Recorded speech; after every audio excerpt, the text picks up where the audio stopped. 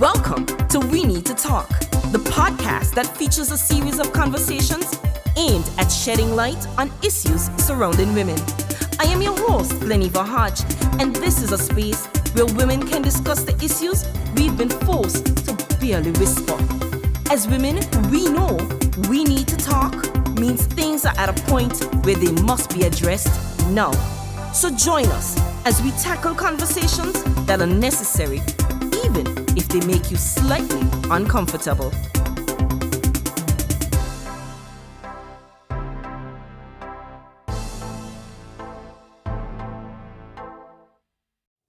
Welcome to We Need to Talk, the podcast that looks at issues affecting women. We will be discussing all things that affect us as women every Friday. I am your host, Glenneva Hodge, and we will be talking about finances. We will be talking about relationships. We will be talking about families and work-life balance. And we will be talking about some juicy stuff. Today, I am delighted to have with me as my first guest, the Honourable Minister of Social Development, Education and the Creative Industries here in Anguilla, Miss Dee-Ann Kentish-Rogers. She is a Minister of Government. She is a lawyer by profession. She is a former athlete. 2017 Miss Anguilla, 2018 Miss Great Britain Universe, top 20 Miss Universe 2018.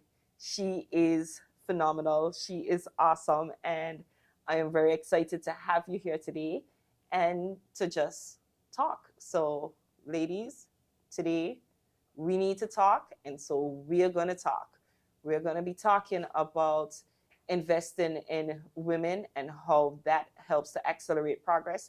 It is the International Women's Day theme for 2024. And so we're going to explore that a little bit, what it means to invest in women, what it means to accelerate progress, and what progress means to you, to us, and to our listeners. So ladies, sit back, grab a glass of wine, and join us as we dive deep into this topic today. So welcome. Thank you for having me. It's a pleasure to be here on the first episode of We Need to Talk. I find it to be quite a privilege to be your first guest. And I'm really excited to share about all things women related. Awesome. So let's get into it. Let's speak a little bit about how you got here. Okay. The journey to The here. journey to here. The journey to here is quite an interesting one. You would have summed it up really beautifully in the first part. I started my early life really focusing on athletics, my sporting career, and eventually, and after a subsequent injury, I decided to pivot. And I pivoted to pageantry, which is not necessarily a natural marriage for an athlete, but I found that it still drove me to challenge myself. It drove me to explore different parts of me, my self-confidence, my ability to address the public, to explore my talents, which I did not know I had until I had put myself in that in that context. And now, moving on from that, I subsequently finished my law degree at the University of Birmingham, and then I went on to complete my bar professional training course at Middle Temple Inn in London. It's called to the Bar of England and Wales in 2018.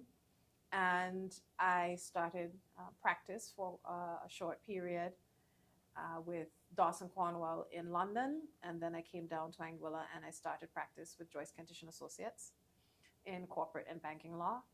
And I then pivoted again to politics, which brought me to 2020, the general elections, almost 4 years ago now. And it's been quite an interesting journey. I would say that this particular journey has challenged me the most, both personally and professionally.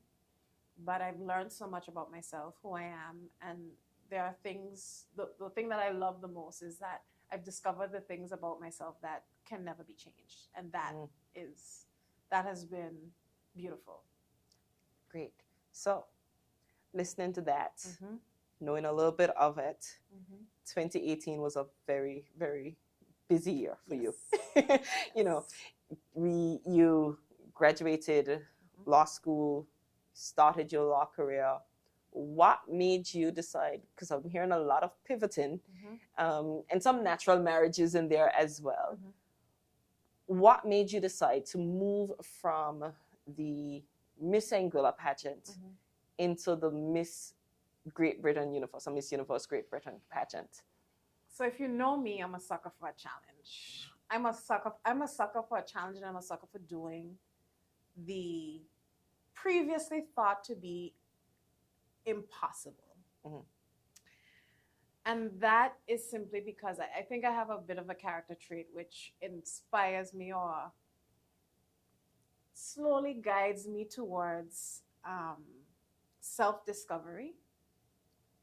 And so when I won Miss Anguilla in 2017, right after I won and I left Ireland 2 days before the passage of Hurricane Irma, and being disconnected from my family for such a long period of time, and seeing the devastation and just the feeling of overwhelm from the island, I was feeling a bit like I want to do something that will ignite some kind of inspiration or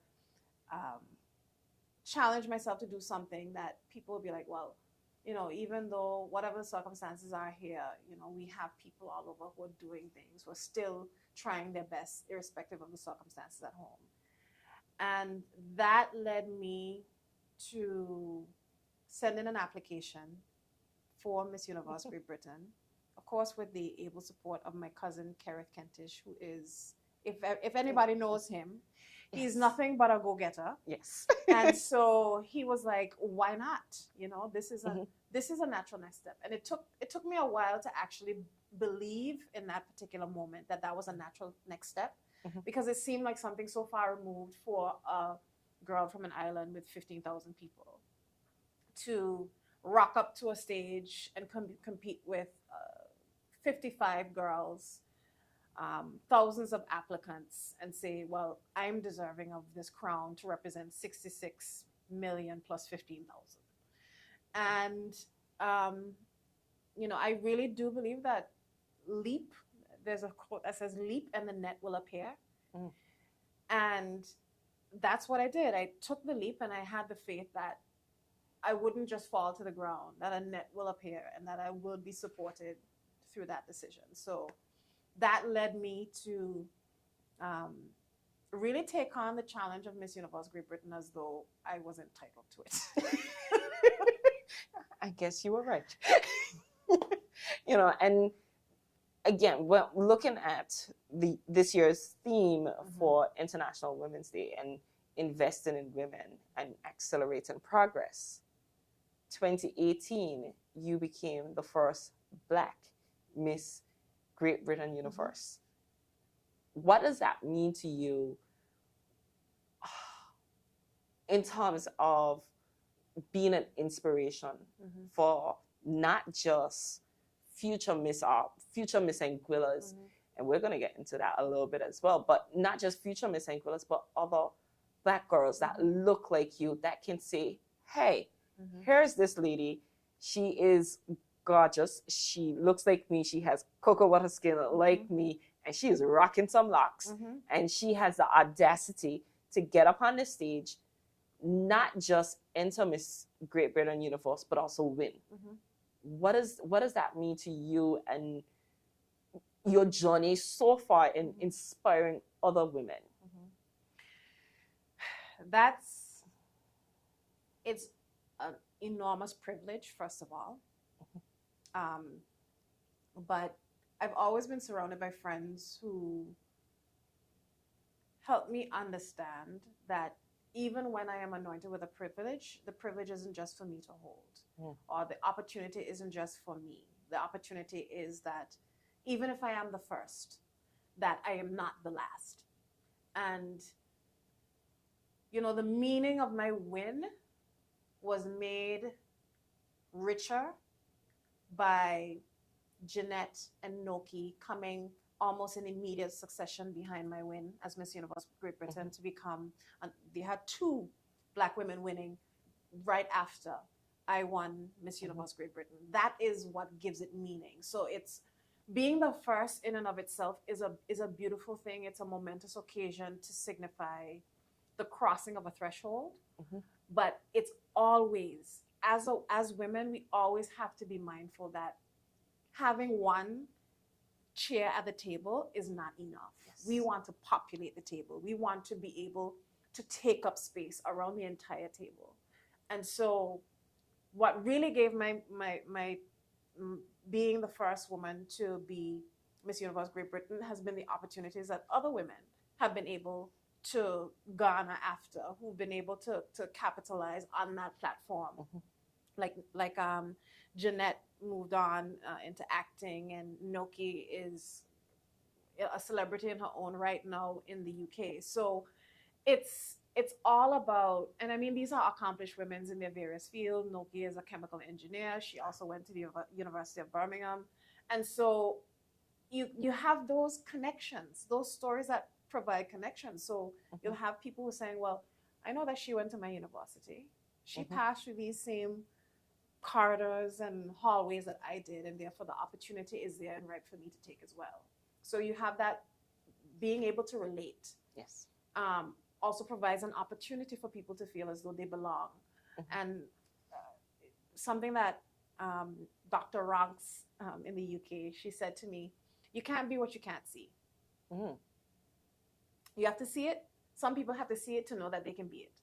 So if you have an engineer, board director, CEO, who is a woman of color, then you can be inspired to believe, well, I can be that. I have the potential to be that. And then to move swiftly in that direction. So that's what it meant to me. It meant holding space to ensure that other people got the same opportunity. Is that how you see us being able to accelerate progress? Because I think a lot of times when we speak about investing in women, we think the financial aspect, and that is absolutely necessary as well. But it's the breaking of those glass ceilings and ensuring that once we break through, we don't close them behind us. We don't close those doors behind us. We allow and give room for others to also occupy those spaces. And I really like where you said, you know, one seat at a table is not enough. We have to ensure that we're pulling up several seats. We are making this the barbecue. We're moving in. Exactly. You know, we're moving in. It's going to be a party up in here. It's not just going to be me sitting alone in a corner drinking some wine, even though that's what we're doing. That is what we're doing. But there's also something that you spoke about that I want to touch on. And you spoke about your cousin and the support that he gave and the way that he believed in you. That is also important. Really important. The support that we give women and the opportunities that we provide for them. And it's just that little word of encouragement. You got this. You can do this. You know, I'll say, first episode, nerves can't done, you know. And I messaged some few trusted friends and I'm like, these nerves are all the way down to my toes. And they go, you got this. Go out there and do it. How do we continue as women to encourage other women? Oh, I love that. I love that question because it's something that I consider in this position that I'm in right now. I consider that quite a lot. And I consider it for a number of reasons. First and foremost is that I'm a woman who's in politics. And therefore, sometimes there can be a little bit of friction between your position and let's just say another woman in politics, or you're not on the same necessary party lines. But my belief has always been, you know, even if I'm going to support you, even if I don't agree with you. And that's something that I don't think a lot of people, that's an ethos that I don't know if a lot of people really stand by. Even if you don't necessarily believe in my politics, you will never hear me bringing down another woman. And that is because, and this is this is not to say that I won't still hold people to account, because I think accountability is very important. To be honest, accountability, the accountability that my female friends have demanded of me is actually what has helped me be here. That kind of accountability is part of support. Yeah. It's part of support. And there's a new phrase that I'm picking up that I'm running with that I love, and it's called "There's no ability like accountability." There is no ability like accountability.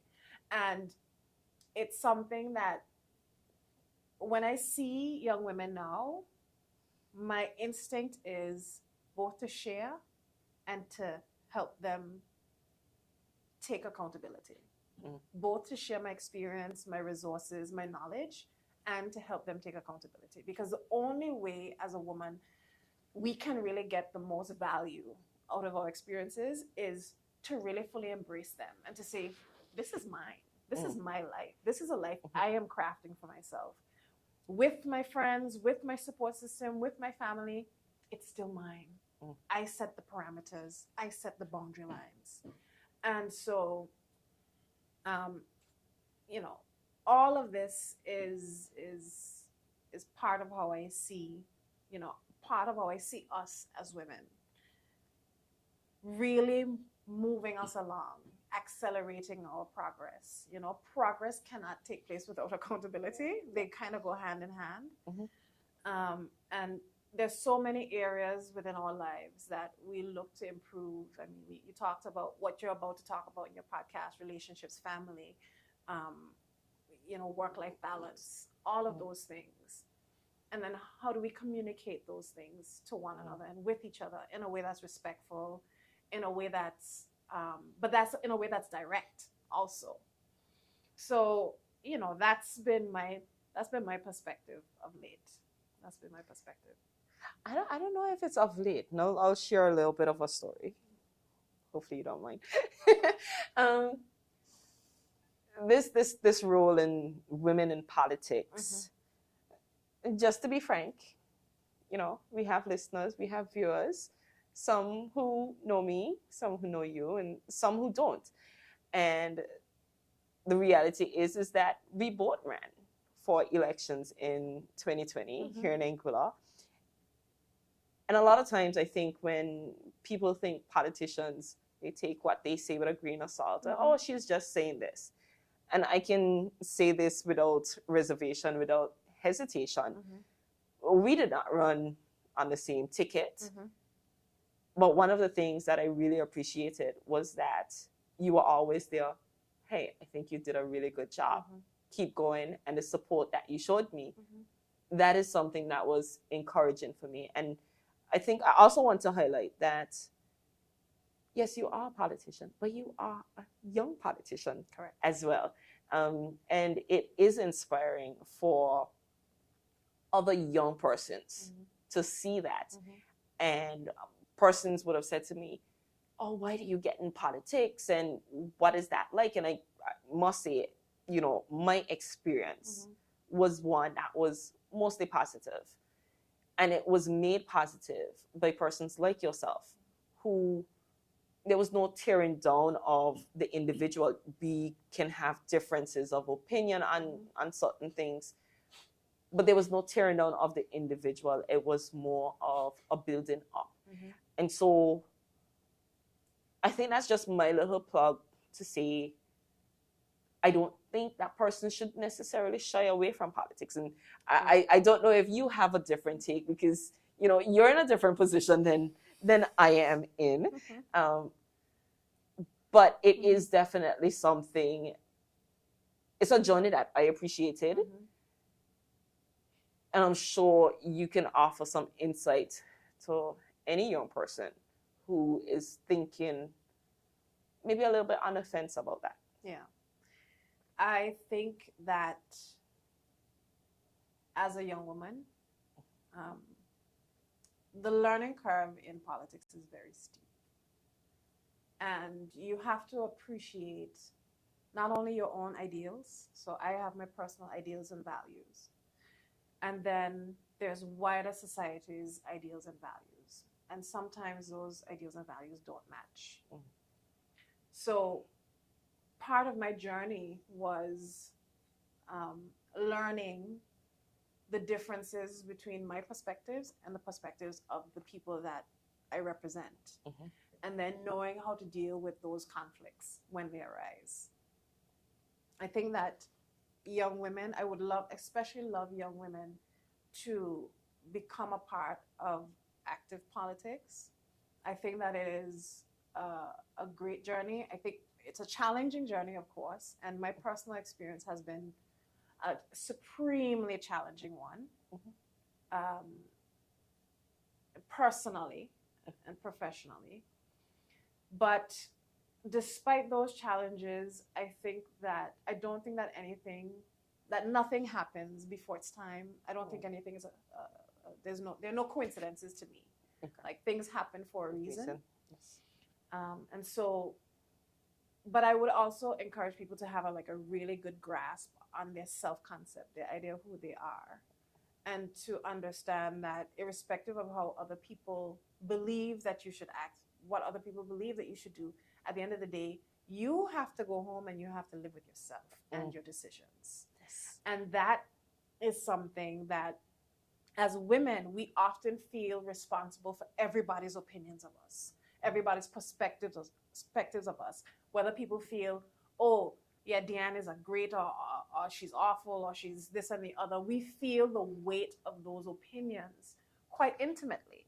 Mm-hmm. And I can understand, because I mean, from my own personal perspective, that was one of the things that had me on the fence about politics. You know, you're opening yourself and your family members to a level of critique and criticism and slander, because I mean, there's still an element of childishness in Anguillan politics where people will still try to spin certain things about you personally, even if it's not. But that being said,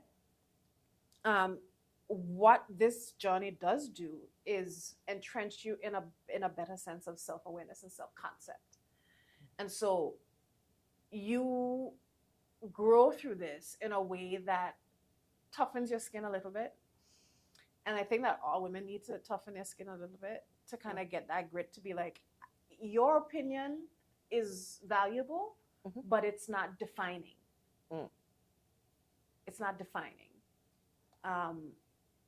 Because if we subject ourselves to everybody's opinions, then we start to lose ourselves along the way. And we have to be able to always get back to that center place. But I would say that I do want to see more women in the House of Assembly. And you don't have to do it in a way that's disrespectful to other women.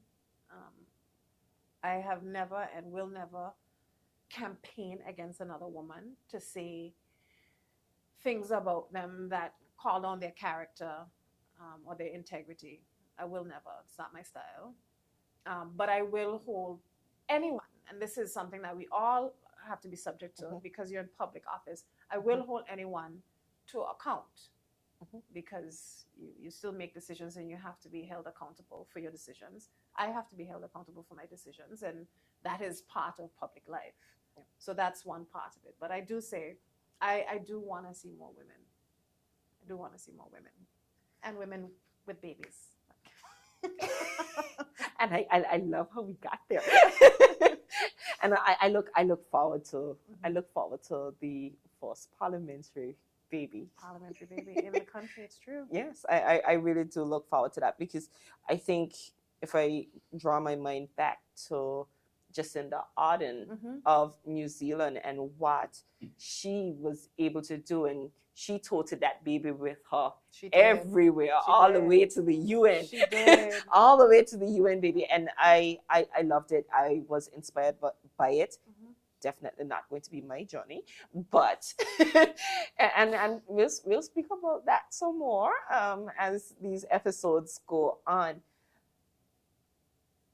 But it is something that I think is inspiring. It is inspiring to see young women get into those spaces and not feel as if though they have to close off certain parts of their life simply because of the positions that they are in. And that is sometimes something that we battle with as women. Like, well, oh, I can't be here and do this at the same time. I don't know who made us one-dimensional. You know, we are multifaceted. We are able to do great things and multiple things. I mean, if there's ever an example of someone who can do several things, I think it is you. How do we, and just back a little bit, wanted to see more women in spaces of decision making and in politics, because that is what politics does. It puts you in the room to make decisions. It puts you in the room to make decisions that affect, yes, it affects everyone in the country, but there are going to be decisions that are going to affect us as women. There are going to be decisions that are personal to us. And I don't know about you, I don't know about anyone listening, but I don't want a decision that will affect me as a woman be made by a room full of men. And so gender equity is not just a catchphrase. It is not just something that we say. It is something that we have to live, because the harsh reality is, without it, we suffer the consequences. And so how do we encourage more women, more young women, to enter into these spaces, enter into spaces of leadership, into spaces where the decisions, like I said, are being made? I think that women generally in Anguilla are looking at themselves and saying, I want to be in positions of leadership. I do think that is happening. And that's across the spheres of influence right now. I do think that getting people into the threshold of decision making in politics might be a little bit more of a challenge, because of, as tough as your skin is, it does still take a toll. You know, it really does still take a toll. So, you know, there's always the considerations that women take about, you know, I have a young child, or, you know, do I want to subject my child to this? You know, what are people going to say to my child when I am not in a room? You know, that is something that's a real thing. You're speaking to me. You know, I know part of your story. So I'm just like, I'm saying the reality is that, you know, the decision is not as straightforward for us as it is. It might be for men. Yes. You know what I mean? Like, I'm 31 right now. You know, I'm looking at family planning right now and where I'm going, etc. And, you know, it is scary for me when I think, oh, let's just say if something happens between the next year and then a half, when elections are called, you know, what is the toll it'll take on me personally, and how do I survive? How do we bring life to term under such conditions? You know, so those are things that I'm thinking about in the back of my head, even while I'm in a decision-making room and making these decisions. I really think that I've loved giving my youth to this country. And I say that without any reservation or regret. I really did give my youth to this country. As an athlete. As an athlete, in pageantry, in politics, I gave my youth to this country. You were how old when you were elected? I was 27, right? 27 when I got elected. One of the youngest. One of the youngest, yes, across the region. And it's been a privilege to do so. Mm-hmm. And as I get older now, I have to start considering other things, you know? And you do have to, and I love this process, you know. I love the ability to advocate for women, and part of investing in women. And as you said, you know, we're making decisions for the entire country and not just for women. But mm-hmm. for instance, right now we're working on a financial literacy curriculum to deploy across the schools so that we have young men and women being able to make smart financial decisions for themselves. That's part of investing in women. Yes. Part of investing in women, in girls, is ensuring that they understand what consent is, what are healthy relationships. So right now we're having conversations about building out our HFLE, our Health and Family Life Education curriculum, to ensure that we have like some role playing, so students get in situations where they understand the enormity of those decisions, or what does pressure look like, what does unhealthy relationships look like, because these are things that do define us. Like looking back on our lives, everyone, you look back on your life and you see from age 20, like 18 to 23, you're wrapped up with some young boy and you think that this is everything and this is your life and this is going to be your husband. Oh, yes. And it's wedding dresses picked out, bridesmaids picked up, family house of kids. And there's so many things that are not quite healthy about that relationship. And then when you do leave that relationship, a lot of women and men leave those relationships with scars and trauma, and they take that with them throughout their lives. So that's why it's so important for us to get it in the system, in the education system from early, because our models of those relationships are built by what we see in our family homes, which may not be healthy. So we have to actually create an alternative and be able to assist young people, young men, young women. And I say young men and young women when I say this because in investing in women, we are also investing in men. And I really try to get people to understand this. If I'm investing in teaching young girls what a healthy standard of a relationship is, I equally have to teach young men what a healthy standard of a relationship is. They both have to be equipped for it not to be a one-sided transaction. True. And I have said time and time before that as mothers, to be who are, we have, and as in this generation, we have quite a responsibility when we're raising our sons to ensure that we're not letting our sons be gallus, running girls, and things of that nature. Because, you know, I watched a video, and I don't know if it's okay for me to say this, but I watched this video on TikTok where these dads were saying, would you rather your son be gay or your daughter be a thought? And 99% of the time, they chose for their son to be gay. Oh. And that told me so much. So much. Yes. Because when you're thinking about that, you are acknowledging a couple of things. You're acknowledging and you're saying to yourself, if my daughter does specific activities, you know, I don't rate that behavior. But nobody is actually telling my son, hey, I don't want you to be that type of man, that type of boy, this is not a part of manhood. Let's put it this way, she's not being a thought by herself.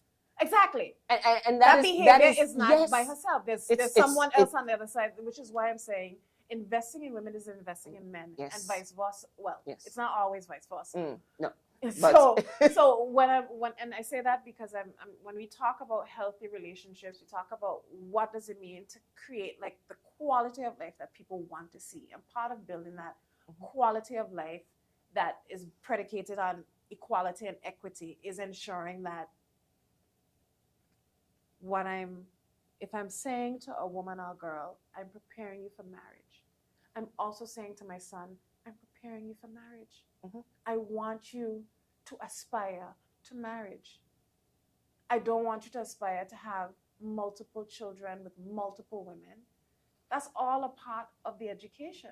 So that's why I say, in this position that I'm in right now, those are the things that I'm working on to ensure that we're balancing out the scale. We're bringing in some equity so that we're righting some wrongs. We're righting some. We're righting some wrongs. We're gonna just call it what it is. Yeah, we're righting some wrongs. So yeah, that's part of how I see, how we can accelerate progress by having those difficult conversations as mothers with our sons, because they call them mama's boys. They don't call them daddy's sons. They call them mama's boys. So really, mamas have the vast majority of influence on their sons. So we need to have a little sip of accountability, women, when it comes to this particular issue. That seems like we're setting up for, we're going to have a sip. That seems like we're setting up for some discussions down the road and speaking to some moms about the greatest ability is accountability. That's the saying. I'm taking that with me. Investing in our men is also investing in our women, because we can't carry this burden alone. We should not carry this weight alone. And so as we look to the future, maybe a little bit your future, what do you envision? How do you see us moving in? Okay, I'll ease you up a little bit. I'll swing to the future of pageantry in Anguilla. I'll give you a little bit of a break there. The future of pageantry in Anguilla, as a former Miss Anguilla, as a Miss Anguilla that has achieved more in the pageant world than any other Miss Anguilla has.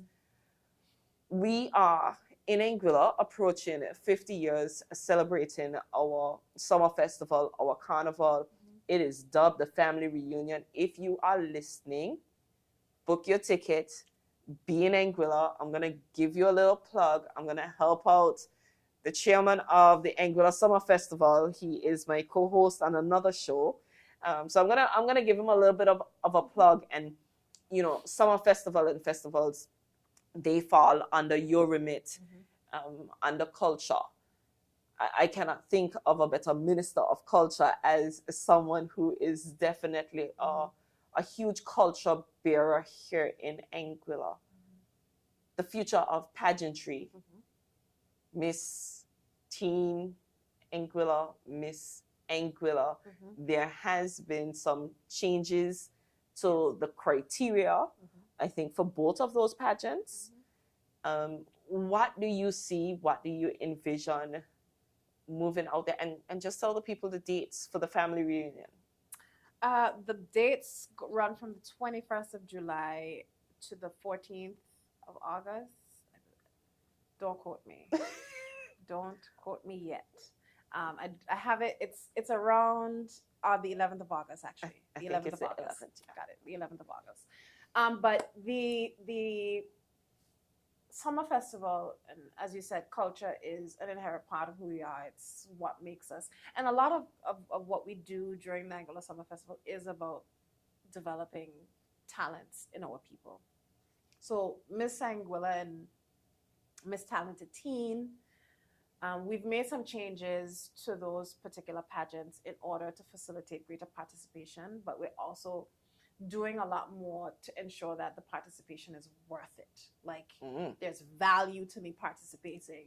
It's held to the esteem that demonstrates the value that we as the people of Anguilla ascribe to these shows.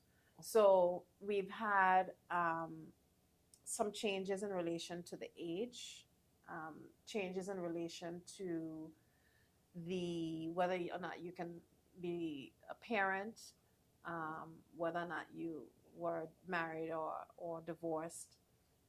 And those changes really seek to widen the net and recognize the multitude of experiences of women. Mhm. Women are not a monolith. And that was important for us to do, to demonstrate, hey, we acknowledge that, you know, a lot of women are mothers. Mhm. There are women who are not mothers as well, but you would want to give them both an equal opportunity. So if my passion is pageantry, saying, okay, well, now that you have a child, you no longer can participate, is a bit of a slap in the face when you consider the fact that pageantry is inherently supposed to be about celebrating women. Mm.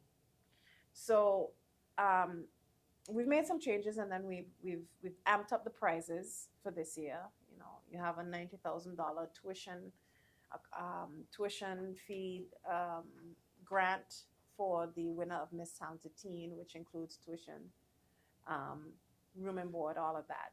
And for Miss Anguilla, you know, we've just launched the surprise, the car, but there's also cash prize for the competition. So we're doing quite a lot, and we're doing a comprehensive overhaul of what we offer for culture to really ingrain it as something that's worthwhile pursuing. Because over the years, we've seen a degradation in our culture in relation to the value it holds and how many people actually aspire in those areas to be entrenched in those areas. So we're doing a lot more to see we can get that retainment of persons within pageantry and other areas. Awesome. And so as we wrap up, you know, I am always so amazed by how quickly time goes by. It's been, I feel like I can sit here and we can continue this conversation for time. And I'm thinking, you know, a future episode we can have you and your pageant sisters back, and we can definitely speak, maybe have a little reunion with your pageant sisters, and we can definitely speak about how pageantry also helps to invest in women. Again, come home, come to Anguilla, book your tickets. The 21st of July to the 11th of August, we are celebrating 50 years in a really, really big way. It's going to be a family reunion. It's going to be everybody. It's going to be great. Final words as we wrap up on what progress, how do we accelerate progress for women in this day and age over the next year, if we may? It would be putting our money where our mouth is, number one, in supporting female-led and owned businesses. So it's not enough to say that we support women, but we don't support their businesses. We have to demonstrate that support materially. It also means women investing in other women. So women who are in positions of power actually taking the leap of faith and saying, well, I am going to support this woman financially as an angel investor or in some other capacity to see her dreams through to the end. Investing in women over the next year, to me, also involves sharing your talents and abilities with other women, well, in whatever form. Like, we're soon going to be launching and going forward with the Academy, which is a nonprofit which assists women in confidence building and building out their careers.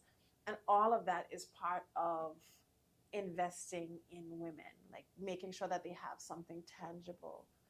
Investing in women looks like supporting new mothers, checking in on them.